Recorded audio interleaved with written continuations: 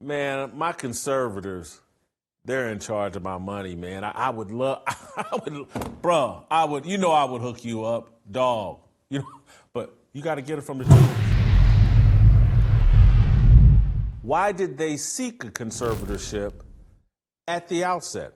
I'll take Michael Lewis and the Tuohys from what they said publicly at their word. A lot of this had to do with the NCAA at the time. Here's what they're not saying, in my opinion. And here's what common sense tells me they're not saying, in my opinion. You get a conservatorship for someone who's 6'5", 300 some odd pounds, and is being recruited by all the top college football programs in the country. And all the experts are saying, like, oh boy, if this guy plays his cards right, he's going to go to the NFL and he's going to make millions of dollars. Our friend Michael Lewis is writing a book right now about the economics surrounded around people who fit Michael Oher's description. 6'5", 300 some odd pounds, extremely athletic, quick feet. Hey, Tom Lemming, this recruiting guru, says, hey, this kid could turn into something.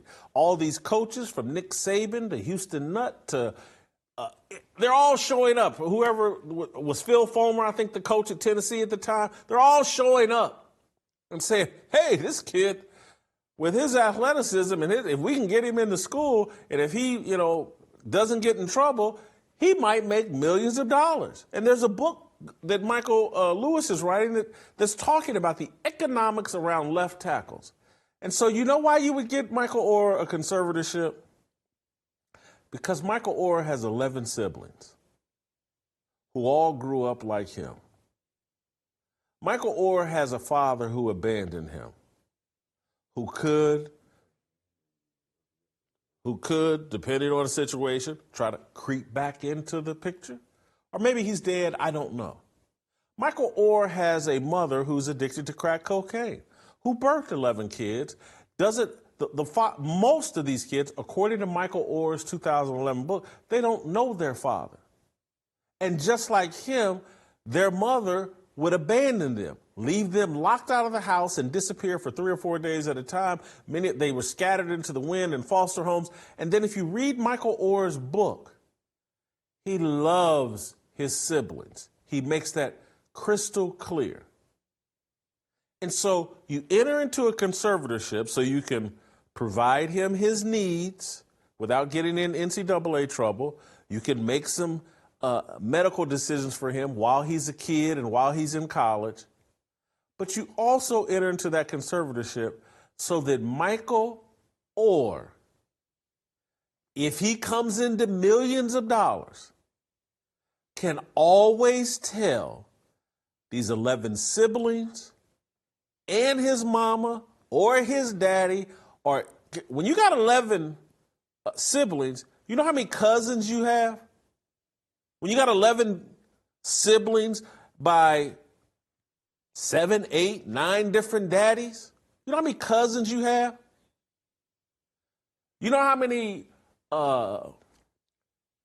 wannabe grandparents and friends and, that's Tutu's best friend. You know how many people you have begging you for money?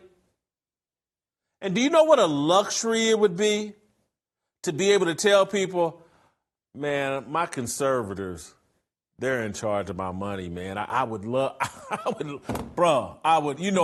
you up, dog. But you got to get it from the Tuohys. The Tuohys were, in my view, a heat shield for Michael Oher to keep people up off his money. Any young person coming from his background, this man, all the way through up until his sophomore year of high school, he basically was completely uneducated. Completely. And so at age 15, he has no training, no life skills training, no education. And so at age 15, and then so at age 22, just 7 years later, he might come into NFL millions as a first-round draft pick. And so someone agreeing to leave that conservatorship in place so that Michael Oher can tell anybody that asks, hey, dog, you got to get it from the Tuohys. I got a conservatorship. How about? That's all they were doing. That's what this is about. Anybody with any common sense, anybody with any life experience, anybody that's ever had money knows what this is about. I'm 56, and I've had what most people would consider a lot of money for 25 years. And I'm a bit of a butthole. I don't find it hard to say no. But I've given away so much money out of generosity, out of guilt, out of just, why not? Just because, you know, what do they call it? Survivor's remorse? Can you imagine how much survivor's remorse Michael Oher has? He's got 11 siblings. They all grew up completely neglected by a crack-addicted mother and fathers who most of them did not know. This is according to Michael Oher's own writings. He felt lucky that he met his father, even though he had no relationship with his father. He felt lucky because the majority of his siblings had no idea who their father was. And so, and I don't know what happened, because I would imagine that, you know, the way Michael Oher writes about his brothers and sisters and his love for them, I'm sure he helped them out as best he could.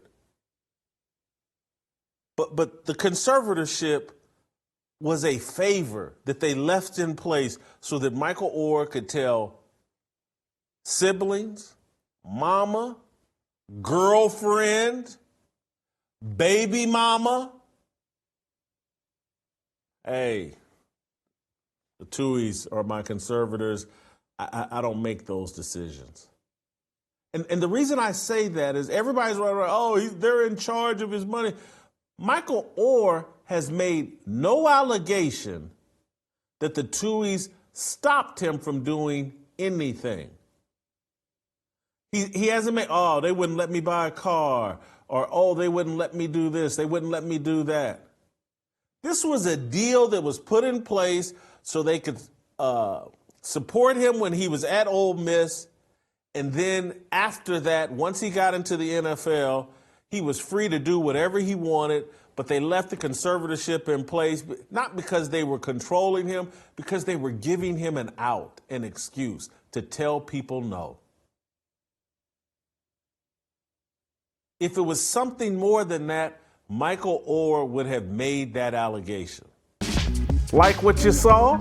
Hit that like button, subscribe, and check out the full episode by clicking the link below.